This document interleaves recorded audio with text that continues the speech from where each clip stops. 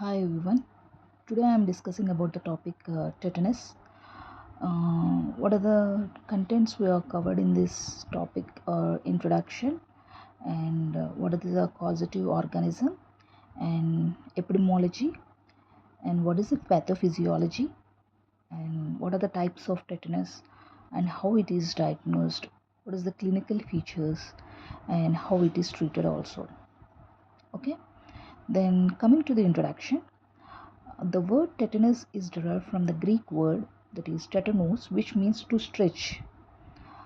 Okay, which was first described by Hippocrates and Sushruta. And tetanus is a neurological disease which is characterized by hypotonia and general spasms and muscle cell contractions, muscular contractions. And next one is causative organism. The causative organism for tetanus is Clostridium tetani, and which is anaerobic microorganism, and gram-positive bacilli, and which is oval in shape and colorless, and likely which appears like a tennis racket or drumstick shape, which is usually found in the soil and inanimate environments like hot and damp climates, and usually and also seen in animal feces and occasionally seen in human feces also. And coming to the epidemiology, uh, the people who are unvaccinated or inadequately immunized, and so it is a preventable disease by immunization, and which is usually seen in hot and damp climates. The soil is rich in organic matter, and it is usually mostly common in both developing and underdeveloping countries, and more prevalent in industrial establishment, that is agriculture workers are mostly affected, and the transmission is one person to another person is not transmitted. So what are the possible routes for the tetanus? Either through umbilical cord. In some communities, umbilical stump is made up of cow dung, so which is infectious to the mother and child, so which leads to the tetanus. Another cause is wound. For example, in case of road accidents, where the aerobic organisms reduces the oxygen tension, so it leads to the anaerobic environment, so it leads to the growth of the bacteria. So another cause for the tetanus is minor injuries like with rusted nails or piercing of the earlobes, tattooing, and injections also. Like another cause, endogenous infection like abortions or surgical operations on GAT due to infection acquired in the operation theater also. So no wound, no tetanus. Then what are the host factors for the tetanus?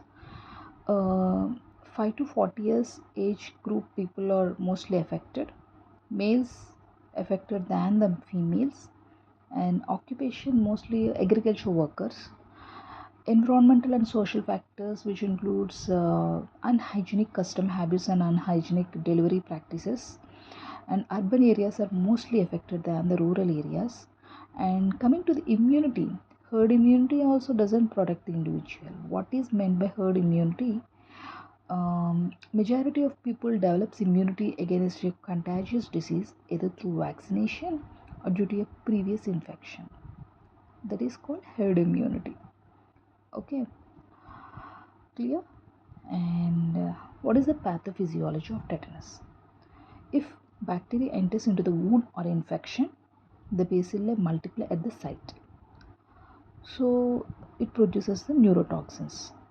The toxin enters into the circulation, which carried to the brain and spinal cord. Okay, then the toxin affects the nerves at myoneural junction, which inhibits or stops the neurotransmitters, that is GABA, which is sensitive to the tetanospasmin. So it leads to the failure of inhibition of motor reflex response to sensory stimulation. So it leads to the contraction of the muscles. Clear? We already told that the toxins are released after the bacteria enters into the wound or infection, the bacilli multiply at the site.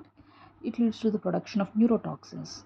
What are those toxins? There are two types. They are tetanospasmin and tetanolysin.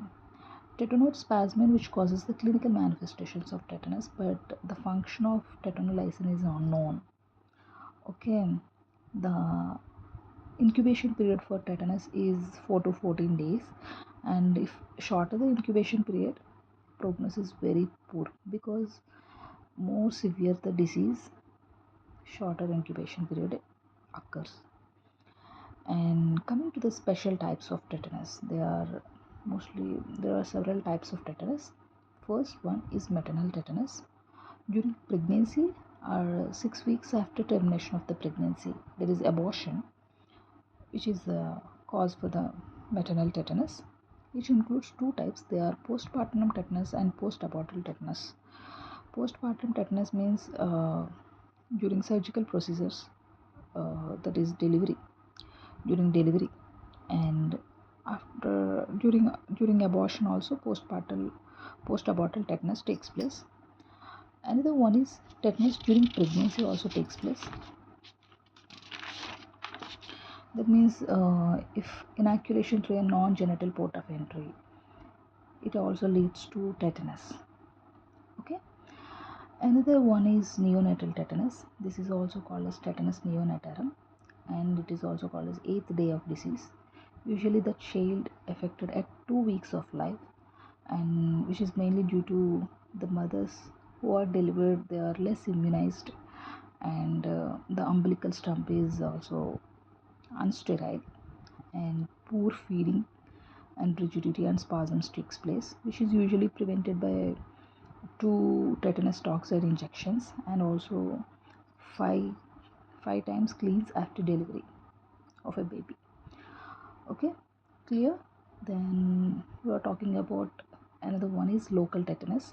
That means which is very uncommon. The restriction of the muscle spasms at the wound only, the prognosis is excellent. Another one is cephalic tetanus, which is the most rare form, and which follows head injury or ear infections. Mostly one or more facial nerves are affected. Okay. Mostly the trismus and localized paralysis takes place, usually unilateral only. The incubation period for cephalic tetanus is a few days. High mortality rate is occur. And another one is ophthalmoplegic tetanus, which is mainly after penetrating eye injuries, which results in cerebronerval palsy and ptosis. Another one is bulbar tetanus, which means the muscles of deglutition and respiration are affected, which is very fatal. Another one is latent tetanus, which means develops after few months or years, following a wound which might have been forgotten. And the one is otitis tetanus, which is mainly due to chronic suppurative otitis media. Wound is a tear in the lymphatic membrane, which occurs at any age group, like in children and also in young adults also. Okay, clear? These are the